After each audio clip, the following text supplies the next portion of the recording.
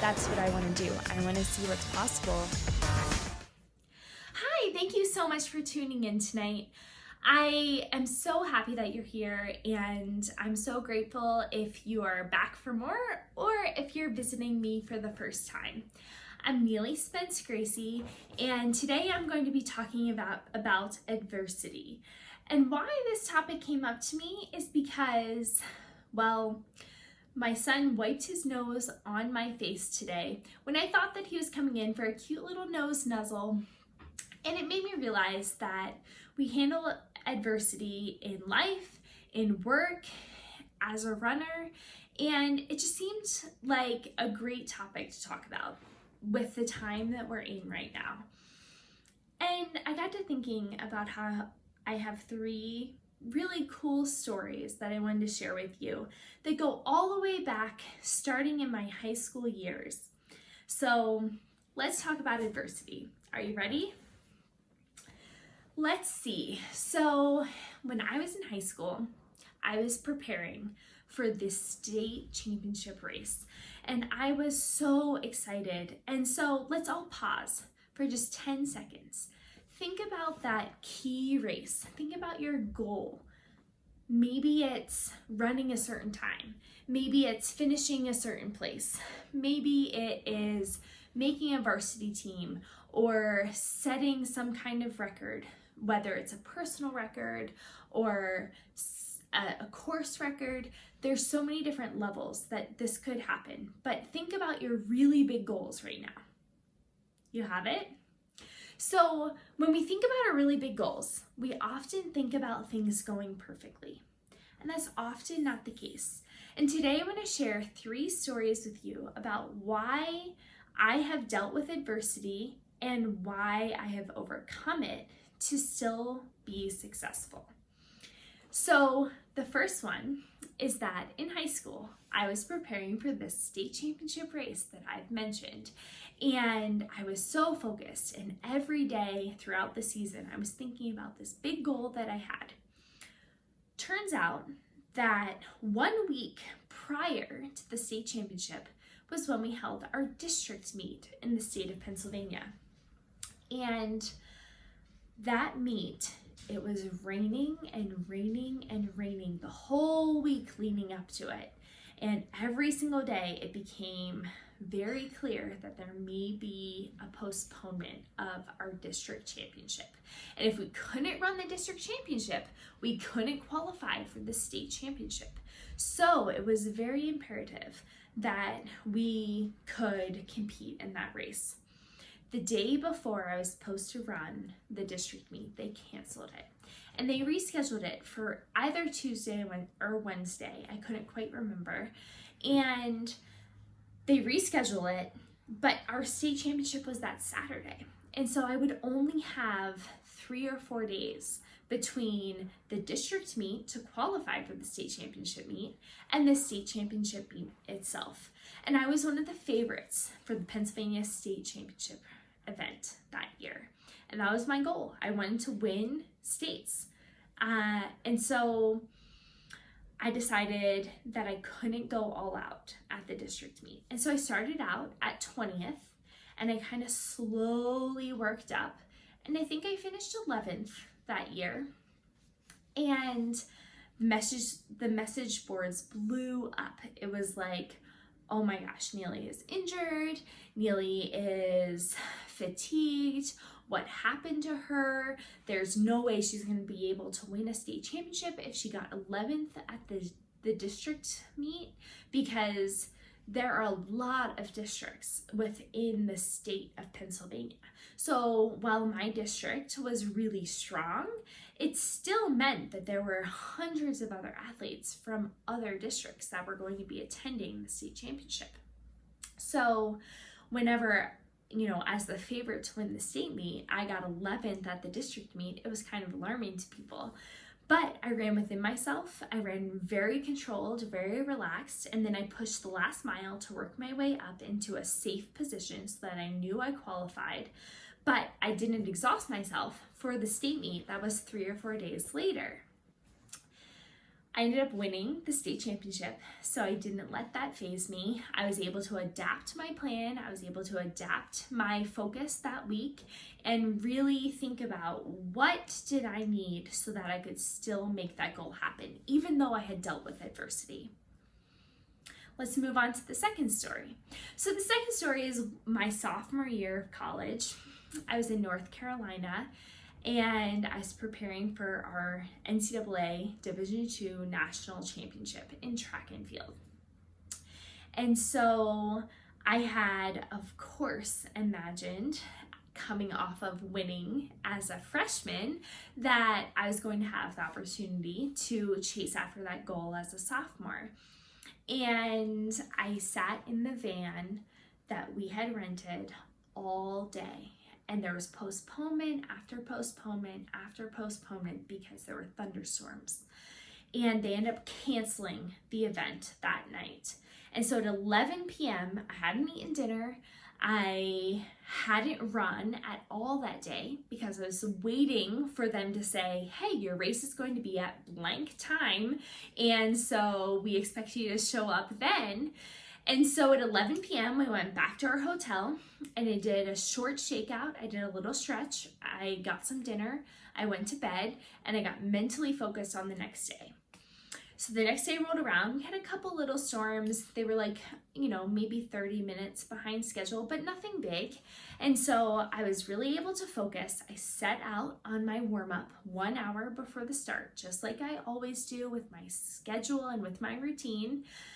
And I'd already dealt with a lot, so I was very much like, okay, things need to go according to plan. So I got about 7 minutes out. I turned around and I realized that I had crossed a train track. You know where the story's going, right?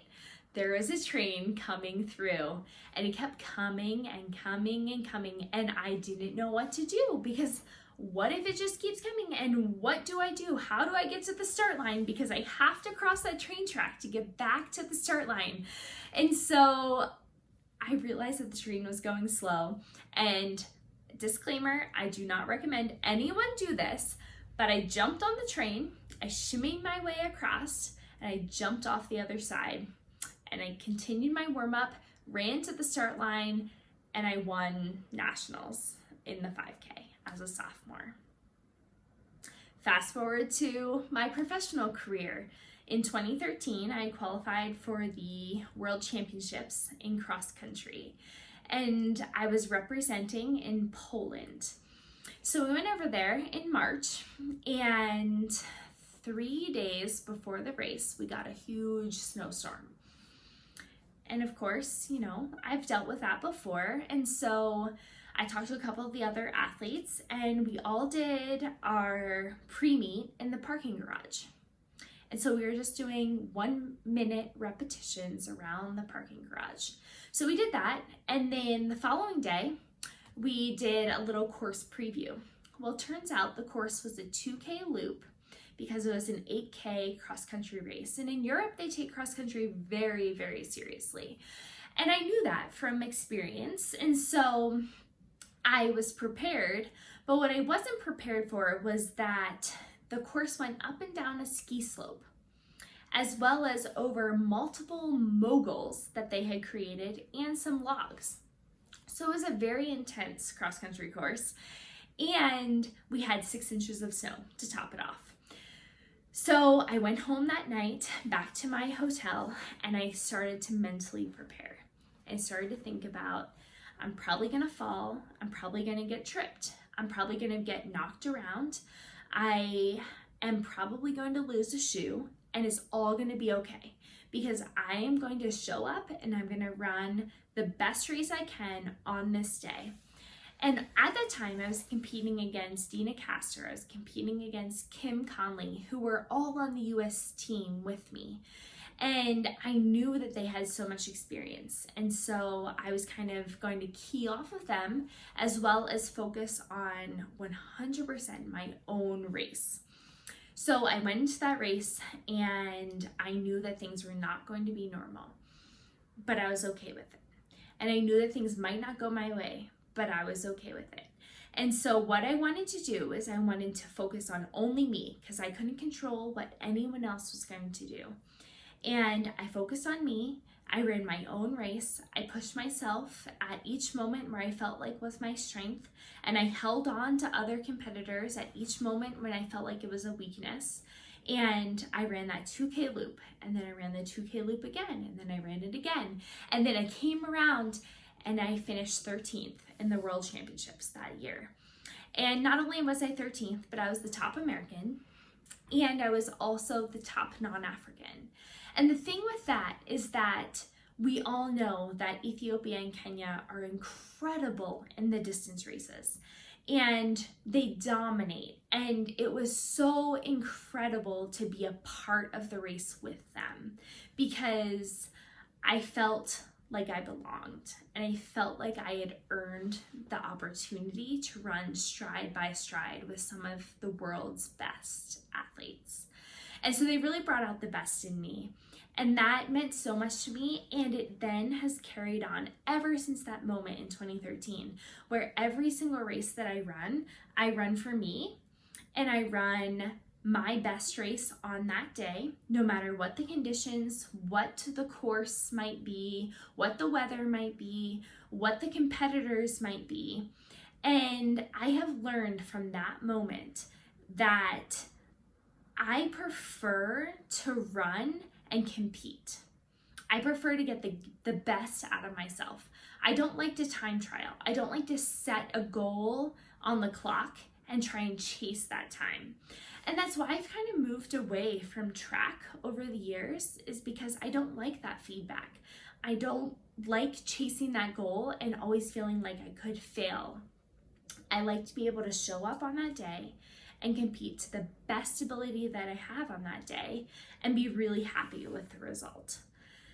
And so I talk about all these moments of adversity that I've had, all these things that I've overcome. These are just 3 races in my entire 16-year career to this point that I have dealt with things that haven't quite gone my way.